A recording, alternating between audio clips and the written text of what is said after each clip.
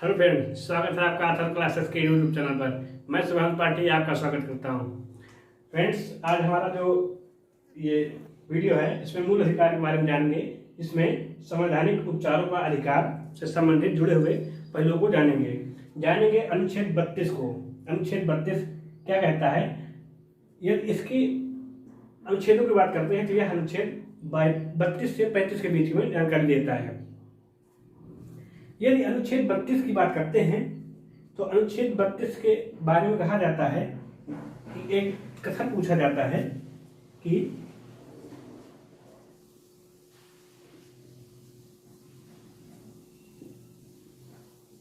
किस अनुच्छेद को संविधान की आत्मा कहा जाता है।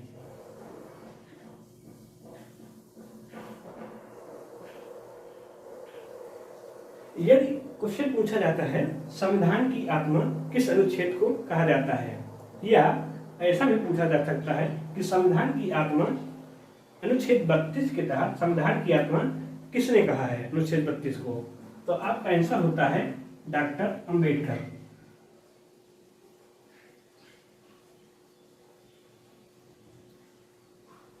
डॉक्टर अंबेडकर ने इसे संविधान की आत्मा कहा है। इनका कहने का मतलब है कि यह इतना महत्वपूर्ण है, इसे आत्मा के रूप में देखा जा सकता है। जिस प्रकार किसी मनुष्य के शरीर में जब तक आत्मा है तब तक शरीर काम करती है, आत्मा निकल जाती है तो शरीर इसी काम पर रहता है। उसी प्रकार यह अनुच्छेद बताता है कि संविधान की आत्मा है। यह बताता है कि इन अधिकारों को, जो मूल अधिकार हमने पढ़े हैं पीछे वीडियो में, उन्हें समाप्त नहीं किया जा सकता है। यह उनके संरक्षण की बात करता है, इसलिए इसे डॉक्टर अंबेडकर ने संविधान की आत्मा कहा है। आइए जानते हैं अनुच्छेद 32 में क्या क्या दिया गया है। यह अनुच्छेद 32 रिट की अधिकारिता की बात करता है। यदि इस मूल अधिकारों की उल्लंघन कोई करता है, यह मूल अधिकार हमसे छीना जाता है, इसके लिए सुप्रीम कोर्ट द्वारा रिट जारी किए जा सकते हैं। रिट का मतलब आदेश है, आदेश जारी किए जा सकते हैं कि मूल अधिकार समाप्त नहीं किए जा सकते हैं। दूसरा, सुप्रीम कोर्ट एवं हाई कोर्ट जाने का अधिकार है। यह अनुच्छेद 32 यदि मूल अधिकार के किसी पहलुओं को अनुच्छेद 12 से 35 के बीच में किसी भी अधिकार को आपसे छीना जाता है तो आप सुप्रीम कोर्ट एवं हाई कोर्ट जाने का अधिकार आपके पास है। ये सुप्रीम कोर्ट जाने की बात करते हैं अनुच्छेद 32 के तहत।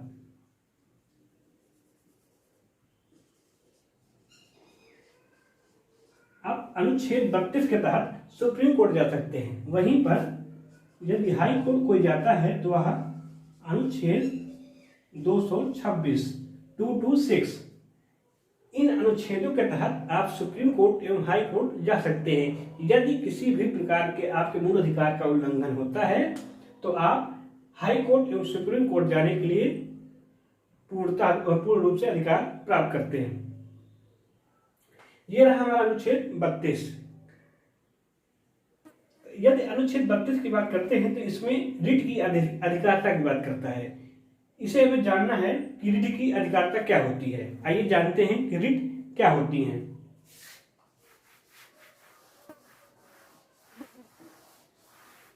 यदि बात अनुच्छेद रिट की करते हैं तो भारतीय संविधान में अनुच्छेद 32 के तहत प्रमुख 5 प्रकार की रिट जारी की जा सकती हैं।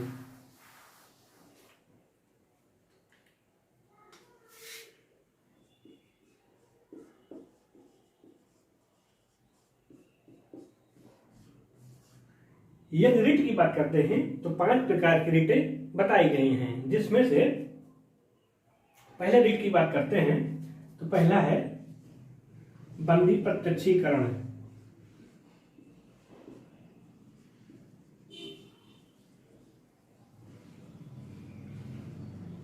इसे हैबियस कार्पस के नाम से जाना जाता है।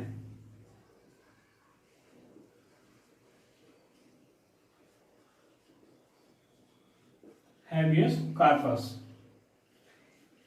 यदि इसका अर्थ समझते हैं तो इसका अर्थ होता है सशरीर उपस्थित किया जाए।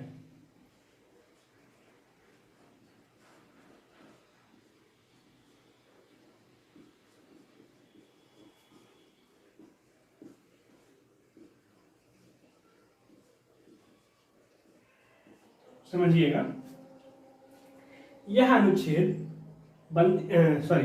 यह रिट बंदी प्रत्यक्षीकरण, जिसे हैबियस कॉर्पस के नाम से जानते हैं, इसका अर्थ होता है सशरीर उपस्थित किया जाए। यदि कोई व्यक्ति को पुलिस गिरफ्तार करती है, गिरफ्तार करने के बाद उसे 24 घंटे के पश्चात न्यायिक मजिस्ट्रेट के पास नहीं पहुंचती है लेकर, यदि वह पुलिस रिमांड पर अपने पास रखे रहती है, तो उसके आधार पर कहा जाता है कि व्यक्ति नजदीकी न्यायालय में जाकर न्यायिक मजिस्ट्रेट से कह सकता है कि हमें उपस्थित किया जाए न्यायिक मजिस्ट्रेट के पास। यदि न्यायिक मजिस्ट्रेट कहता है कि आप इसे रिमांड पर रख सकते हैं, तब तो व्यक्ति को 24 घंटे के बाद भी रखा जा सकता है, नहीं तो उसे 24 घंटे के अंदर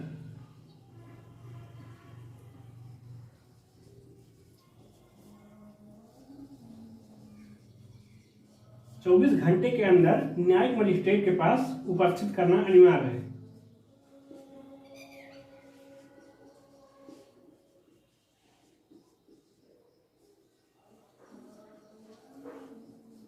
न्यायिक मजिस्ट्रेट के पास उपस्थिति,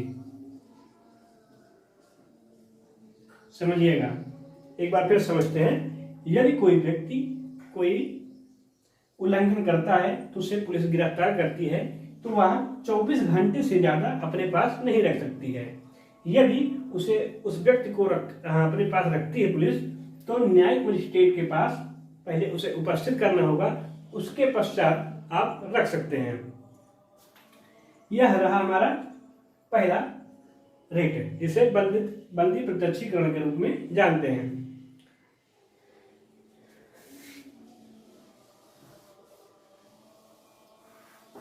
दूसरा है परमादेश, जिसे मैंडेमस के रूप में जानते हैं।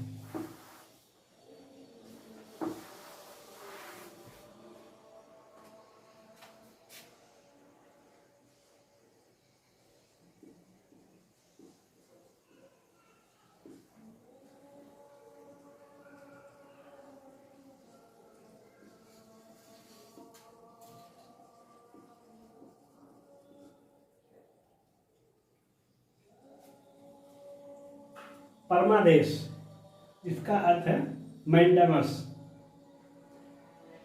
इसका यदि संधि विच्छेद करते हैं तो होता है परम आदेश। परम आदेश आपको आदेश कौन दे सकता है? जो आपसे बड़ा हो या जो सर्वोच्च हो, जो सबसे बड़ा हो।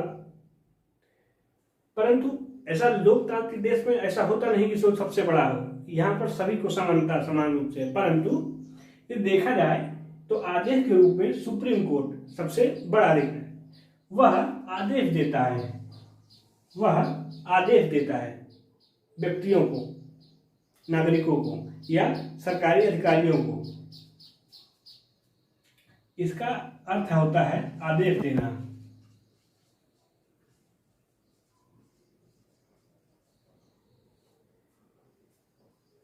या ऐसे लिख सकते हैं, हम आदेश देते हैं, आदेश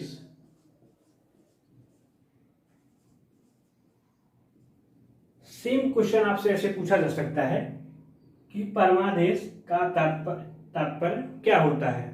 तो आपका उत्तर होता है हम आदेश देते हैं, यानी कि सुप्रीम कोर्ट आदेश देता है निचले कर्मचारियों को, सार्वजनिक कर्मचारियों को या न्यायालयों को।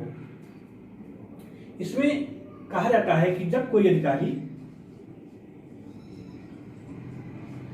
सरकारी अधिकारी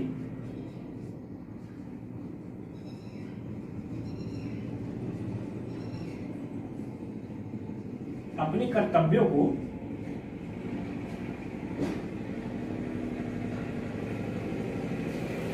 जब कोई सरकारी अधिकारी अपने कर्तव्यों को अच्छी ढंग से निर्वहन न कर रहा हो, यदि कोई सरकारी अधिकारी अपने कार्यों को अच्छे ढंग से न कर रहा हो या अपने कर्तव्यों को अच्छे ढंग से न निभा रहा हो, तब यह आदेश किसी सरकारी अधिकारी को दिया जा सकता है। कार्य को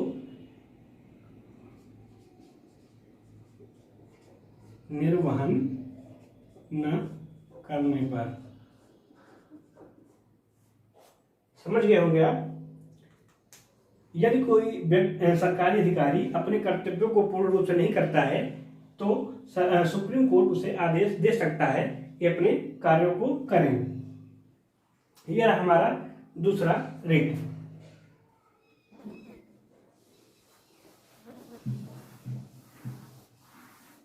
यदि तीसरे रिट की बात करते हैं तो उसे अधिकार परीक्षा के रूप में देख सकते हैं। अधिकार परीक्षा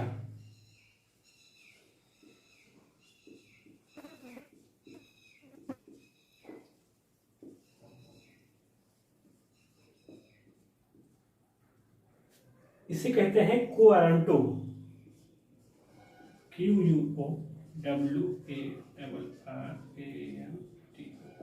क्वारंटो। इसका तात्पर्य है कि आपका प्राधिकार क्या है या आपका अधिकार क्या है। इसका तात्पर्य है, यदि अर्थ समझते हैं इसका,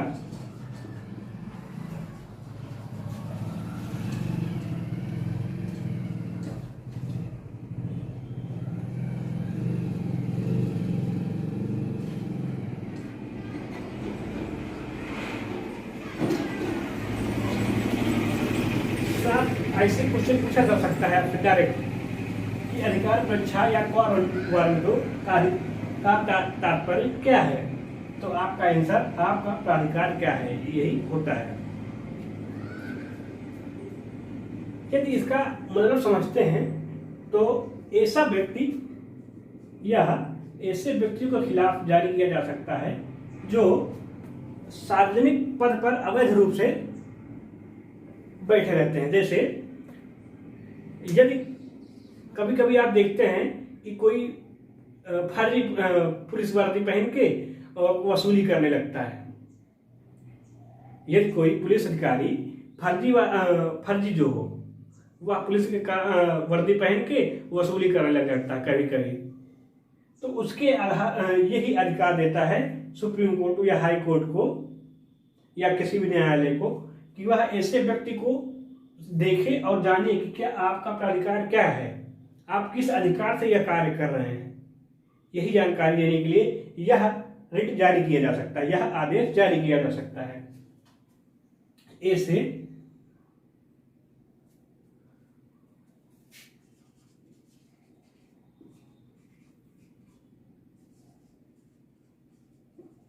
यह ऐसे व्यक्ति के विरुद्ध जारी किया जा सकता है जो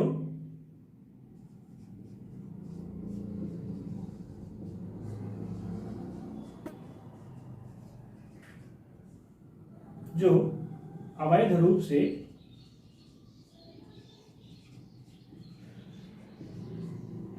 रूप से सार्वजनिक पद पर बैठा हो।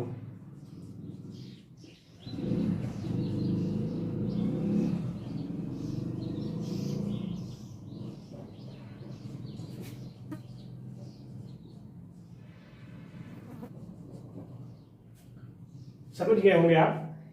एक बार फिर देखते हैं, अधिकार परीक्षा क्वारंटो इसे कहते हैं। इसका तात्पर्य है आपका प्राधिकार क्या है। यदि कोई सार्वजनिक पद पर गैर कानूनी व्यक्ति बैठता है तो उसके विरुद्ध यह जारी किया जा सकता है कि आपका अधिकार क्या है जो आप इस पर बैठे हैं, आप किस लिए बैठे, जब मतलब ये जारी किया सकता है। आइए जानते हैं अगला।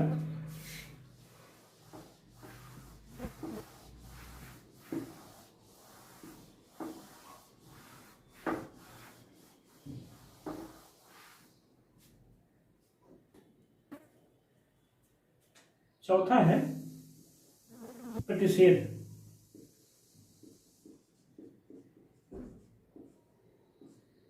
प्रोहिबिशन,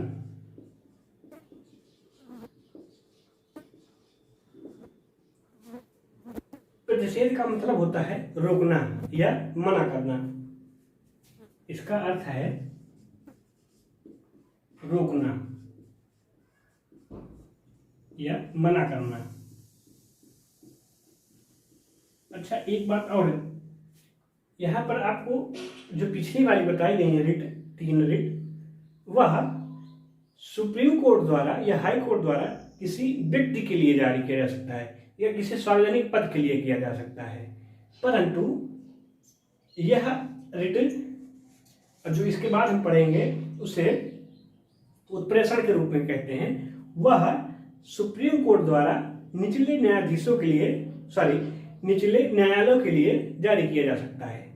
जैसे यह सुप्रीम कोर्ट द्वारा हाई कोर्ट या डिस्ट्रिक्ट कोर्ट को, हाई कोर्ट या डिस्ट्रिक्ट कोर्ट को जारी किया जा सकता है। वहीं पर जो हमने पहले पढ़ा है वह सुप्रीम कोर्ट द्वारा व्यक्तियों के लिए या किसी सार्वजनिक पद के लिए,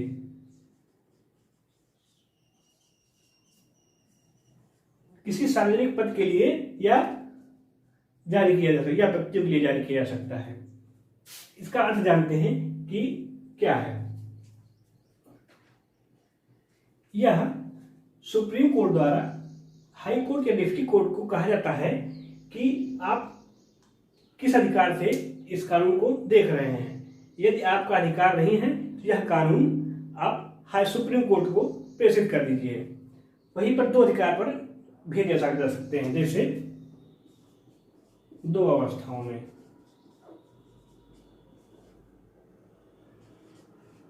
पहला,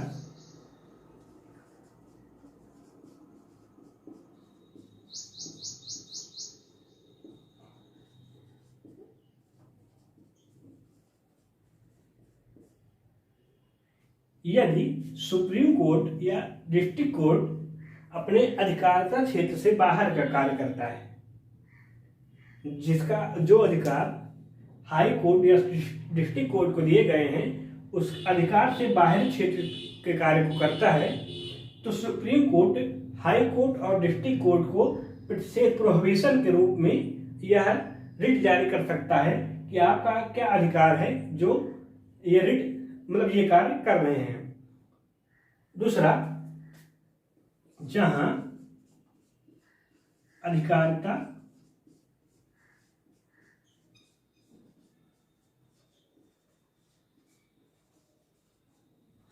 यदि जहां पर आपका अधिकार ही नहीं है वहां पर भी आप केस को देख रहे हैं या आपके अधिकार क्षेत्र से बाहर है और ऐसे केस को आप देख रहे हैं या हाई कोर्ट या डिस्ट्रिक्ट कोर्ट, तो सुप्रीम कोर्ट उन्हें रोक सकता है या उन्हें मना कर सकता है। यही यह रिट बताता है।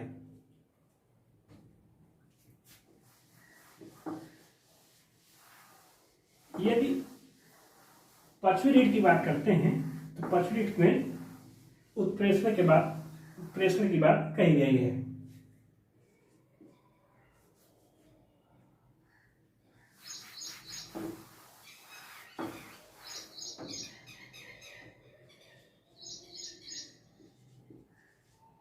उत्प्रेषण, इसे सर्टियरी कहते हैं।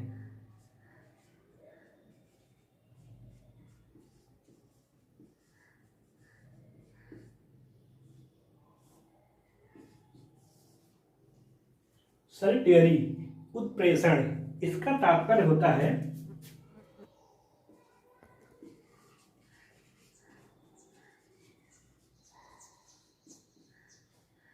प्रमाणित होना या सूचना देना।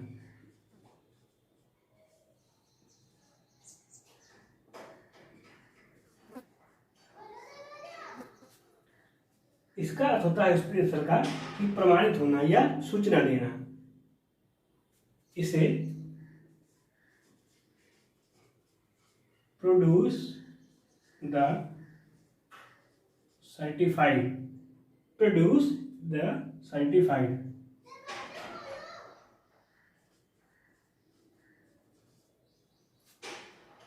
इसका तात्पर्य है कि यह उस मामलों को यदि आपका मामला नहीं है तो आप सूचना दीजिए और अपने उच्च न्यायालय में भेजिए। यदि कोई डिस्ट्रिक्ट कोर्ट के पास जाता है, यदि कोई कानून डिस्ट्रिक्ट के पास होता है तो वह उसके अधिकार क्षेत्र नहीं होता है, परंतु वह जारी करता है, सूचना जारी करता है, तो वह कहता तो सुप्रीम कोर्ट या हाई कोर्ट कह सकता है कि यह आपके क्षेत्र में नहीं है, इसे हमारे पास भेजो। यह न्यायिक क्षेत्र के दायरे में नहीं है। यदि डिस्ट्रिक्ट कोर्ट के न्यायिक क्षेत्र के दायरे में नहीं है तो उसे सुप्रीम कोर्ट या हाई कोर्ट में भेजो। इसका यही तात्पर्य है, सूचना देना है, न्यायिक क्षेत्र के बारे में सूचना देना है कि क्या यह जो कानून आप आदेश सुना रहे हैं या आपके क्षेत्र में है या नहीं है, इसके बारे में सूचना देना पड़ता है। यह रहे हमारे प्रमुख रिट। आई होप, हम आशा करते हैं कि आप समझ गए होंगे और वीडियो आपको अच्छी भी लगी होगी। यह वीडियो अच्छी लगी तो वीडियो को लाइक करें, शेयर करें, कमेंट करें तथा चैनल को सब्सक्राइब करें। जय हिंद, जय भारत।